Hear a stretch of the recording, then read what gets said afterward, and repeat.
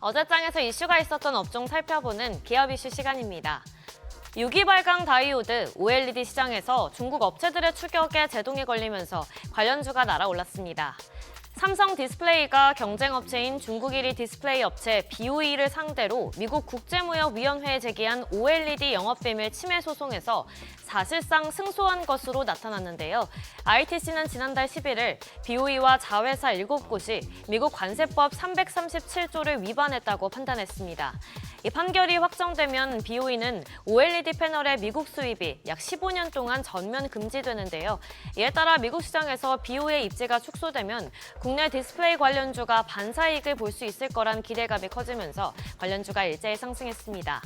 중국 디스플레이 업체들은 최근 글로벌 OLED 시장에서 점유율을 늘리며 한국 디스플레이 업체의 자리를 위협하고 있어서 이번 판결로 중국 업체들의 기술에 대한 불신이 높아질 전망이기 때문입니다. 마감 상황 보면 핌스와 프로2000이 모두 상한가 기록했고요. SKM 26% 넘게 시세 분출했고 덕산 네오룩스도 24.6%, LG 디스플레이도 22% 넘게 상승으로 마감했습니다. 방역당국이 코로나19 입원 환자의 수가 앞으로 2주 이상 증가할 것으로 전망하면서 관련주가 연일 오르고 있습니다. 코로나19 입원 환자 수는 최근 5주 연속으로 증가세를 보였는데요. 한 달 사이에만 환자 수가 2배 이상 증가한 상황입니다. 특히 65세 이상의 고령층이 전체 입원 환자의 60%로 가장 많았는데요. 여름이라 에어컨으로 인한 냉방병 정도로 생각해서 상태가 꽤 악화된 이후에 병원을 찾아서 입원율이 높은 것으로 분석됩니다. 질병관리청은 현재 치료제 32만 명분을 보유하고 있다며 유행에 대응할 수 있는 수준이라고 밝혔습니다. 마감 상황 보면 인바이오젠이 14% 넘게 시세 분출했고요. 그린생명과학 12.34%, 진원생명과학도 8% 넘게 올랐고 수젠텍 7.12%, 셀리드도 6% 가까이 강세로 마감했습니다. 비만 치료제 시장에 격돌이 일 것으로 예상되면서 관련주가 좋은 흐름 보였습니다. 일라이릴리의 비만 치료제 마운자로가 다음 주 국내에 상륙하는데요. 국내에서 독주하던 노보노디스크의 위고비보다 효과가 강력한 것으로 알려지면서 국내 비만 치료제 시장이 재편될 것으로 보입니다. 소비자 입장에선 긍정적인데요. 마운자로의 공급가가 28만 원대로 출시될 것으로 보이는데 이를 의식한 위고비가 일부 용량의 가격을 최대 40%까지 낮췄기 때문입니다. 이처럼 향후 양사의 경쟁으로 비만 치료제 가격이 대폭 내려갈지 관심이 쏠리고 있습니다.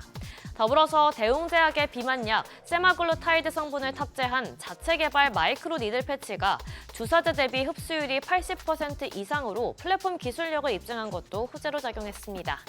마감 상황 보면 페트론이 14% 넘게 뛰었고요. 인벤티지랩 13.54%, 블루엠텍도 13% 가까이 뛰었고 올릭스 9.91%, D&D 파막텍도 7% 넘게 상승 마감했습니다. 어제 7월 미국 CPI 결과가 예상치에 부합하면서 9월 금리 인하 가능성이 확실시되자 뉴욕 증시가 반도체주를 중심으로 강세를 보였습니다.